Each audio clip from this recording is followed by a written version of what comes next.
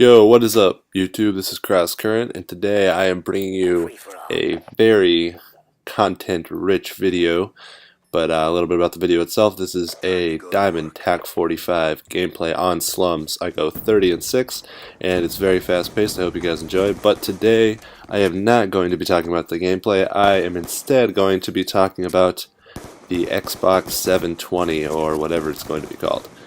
And but before I get to that, I want to do a quick shout out to my girlfriend who just actually subscribed to me. So if you're watching this, babe, I love you, and I hope you enjoy my stuff, even though you have no idea what I'm talking about. So what I'm going to be talking about is the Xbox 720. As I said, I actually sat down today and watched the live stream from the from Sony about their PlayStation 4 launch event, and I got some of the specs about that device and what we should be expecting from the Xbox 720, or whatever they want to name it. And I would think they should come up with a more creative name than that, don't you think? Xbox 720, that's just double of 360. I mean, why not name it something more creative? Maybe like the Xbox Infinity or something cool like that. That would be a little more attractive than Xbox 720. I think they can name it something cooler. But anyways, the PS4, which was just unveiled today at the Sony press conference, they released it, and it contains a custom CPU, which is x86 with 64 cores. It's a GPU. Is an array of 18 complete units, which generates 1.84 teraflops of processing power, which is quite a beast of a processing GPU. It's got a supercharged PC architecture, quote unquote. They said it rocks 8 gigabytes of GDDR5 RAM, which is a monumental leap over current generation consoles. The current PlayStation 3 and Xbox 360 only have 512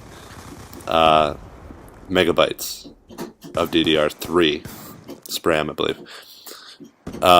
Also, it's going to rock, obviously, a local HDD for storage. You can't really have a high capacity of like solid-state storage at this point for a relatively inexpensive price. So, anyways, it's obviously going to come with internet, Wi-Fi internet, and things like that. But the Xbox, next generation Xbox, what are we going to expect from it? Well, I would expect to see definitely at least match specs from that of the PS4. It's got to at least match Sony in its power and raw processing ability. Obviously, it's going to be different. They're going to go about it in a different way, and I wouldn't doubt if they approach the whole idea of processing power in a whole different way as well. Sony in their PS3 used the Cell, which was kind of a really weird way they structured their whole processing unit, as opposed to the Xbox. It's a much more simplistic manner. But the size of the unit is also another issue. The current size of consoles isn't very big, but I know they can shrink it. They can make it smaller. They could make it a lot more desktop friendly. I feel like they could cut its size in half at least, definitely. I feel like the power of the next generation consoles is going to be really interesting to watch and see, because the processing power is out there. My computer right now, I have a MacBook Pro Retina display, rocking the 2.7 gigahertz i7 with 16 gigs of RAM, and this thing is a beast. The thing clocks in and performs very well. And I feel if they put a couple of the chips, even of lesser power, into the Xbox, they can fit a lot more stuff, because it's dedicated specifically for the purpose of gaming, that they could achieve some crazy results as far as frame rates and graphics processing and resolutions, especially with 4K on the way into the commercial market.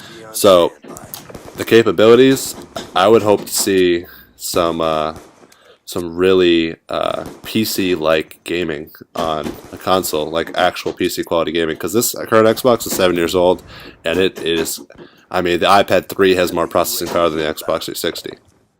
And to me, that makes me wonder why they haven't released a full version of COD for the iPad 3 yet, but still. Another thing is I really don't want them to see is motion control. I really don't want them to go overboard with the motion control because that leaves us hardcore gamers. I don't really consider myself a hardcore gamer, but people who are controller users kind of out in the dark. They need to make sure that they stay central with the controller. Don't mess it up. The controller's perfect. Don't change the design. Leave it. But don't go transitioning into too much motion control. And the price, it's got to stay around the same.